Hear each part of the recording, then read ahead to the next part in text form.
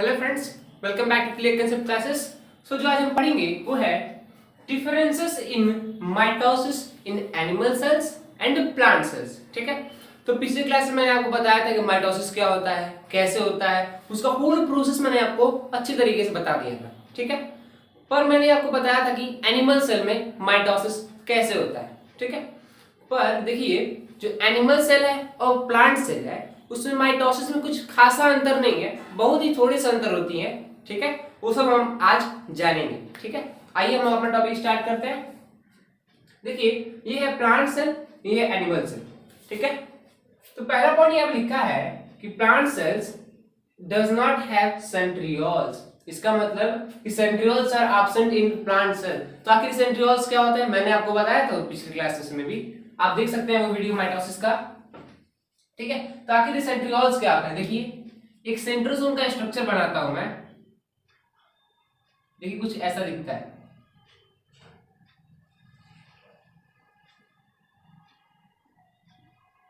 कुछ ऐसा दिखता है। ठीक है, यह है एक सेंट्रोसोम, सेंट्रोसोम। ठीक है, आप देख सकते हैं ना, ये है सेंट्रोसोम है, इसमें अंदर देखिए ये है सेंट्रियोल्स। ठीक है, और इसको हम लोग बोलते हैं जो बाहर जैसे सन रेस की तरह निकले हुए हैं, रेस की तरह, उसको बोलते हैं एस्टर्स। ठीक है, आप समझ सकते हैं ना कि देखिए एक सेंट्रोसोम का मैंने आपको स्ट्रक्चर बना के दिखाया है और ये है उसका सेंट्रियोल। ठीक है, जो हम लोग मैंने आपको सेल चैप्टर में ही बताया था कि प्लांट सेल्स है उसमें सेंट्रियोल्स नहीं होते हैं, सिर्फ और सिर्फ एनिमल सेल्स में ही सेंट्रियोल्स होते हैं। ठीक है, और सेंट्रियोल का काम क्या होता है, सेल डिवीजन को प्रमोट करना।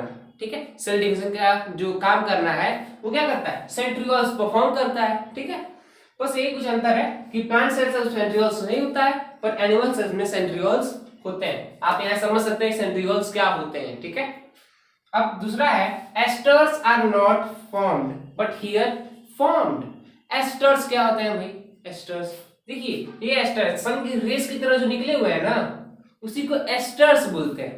तो भाई समझिए आप कि अगर सेंट्रोसोम ही नहीं है, अगर सेंट्रियोल ही नहीं है तो एस्टर कहाँ गया, एस्टर कहाँ से रहेगा, आप समझ सकते हैं ना। वैसे तो इसीलिए asters are not formed in plant cells but here in animal cell they are formed.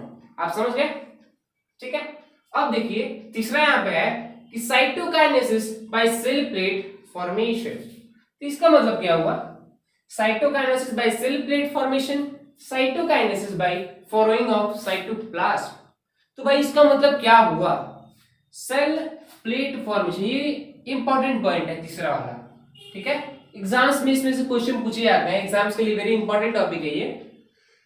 तो देखिए सेल प्लेट फॉर्मेशन का मतलब देखिए ऐसे कुछ ऐसे होता है। साइटोकाइनेसिस का मतलब मैंने बताया था पिछले क्लास में आपको, इसका मतलब होता है द डिवीजन ऑफ साइटोप्लाज्म। क्या, डिवीजन ऑफ साइटोप्लाज्म। ठीक है, तो सेल प्लेट फॉर्मेशन की तरह साइटोकाइनेसिस कैसे होता है, देखिए समझ लीजिए एक प्लांट सेल है। ठीक है, प्लांट सेल के बाद टीलोफेज के बाद, टीलोफेज मैंने सब बताया माइटोसिस में आपको, जिसने नहीं देखा वो देख सकता है, उसके बाद ही ये कुछ टॉपिक्स आपको अच्छे से समझ में आएंगे। ठीक है, तो देखिए ये सेल वॉल हो गया, प्लांट का सेल वॉल हो गया।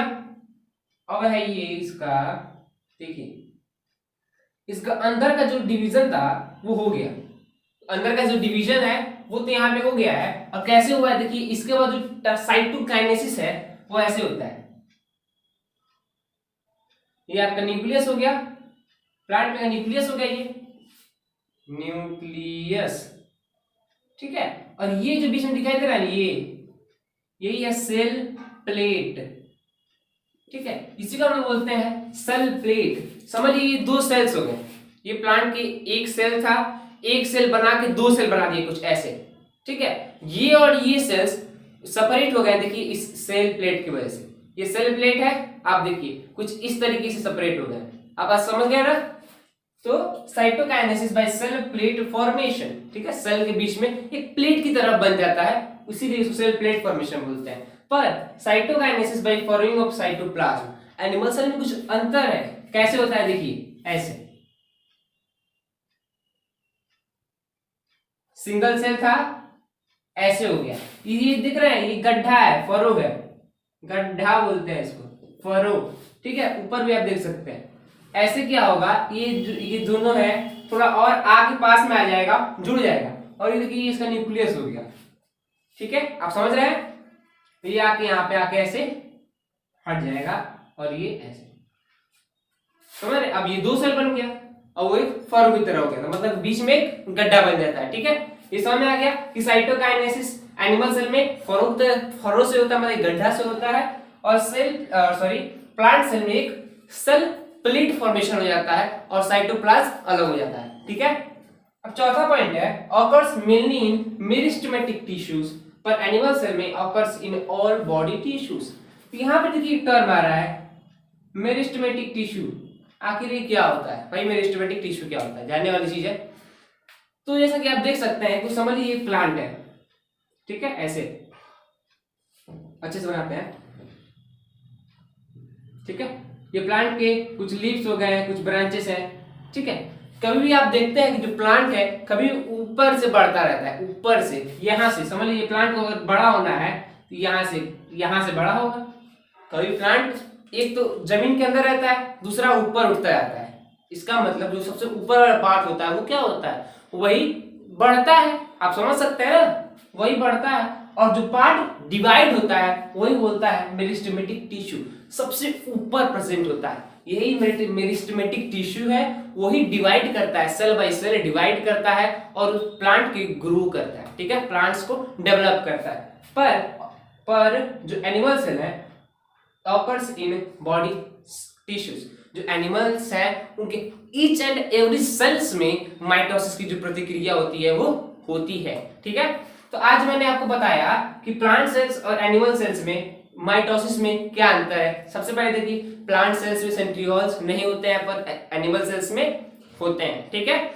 उसके बाद देखिए एस्टर्स है, एस्टर्स प्लांट सेल्स में नहीं होते हैं पर एनिमल सेल्स में होते हैं। तीसरा साइटोकाइनेसिस, जो सेल प्लेट फॉर्मेशन से होता है, सेल का जो दो सेल है उसके बीच में एक प्लेट आ जाता है और उन दोनों सेल्स को अलग कर देता है, पर एनिमल सेल्स में एक गड्ढा बन जाता है, फरो बन जाता है, ठीक है। और चौथा और लास्ट पॉइंट है कि जो प्लांट सेल्स में जो माइटोसिस होता है वो सिर्फ और सिर्फ मेरिस्टेमेटिक टिश्यूज में ही होते हैं, ठीक है। मेरिस्टेमेटिक टिश्यू वैसे टिश्यूज हैं जो डिवाइड करते हैं, ठीक है।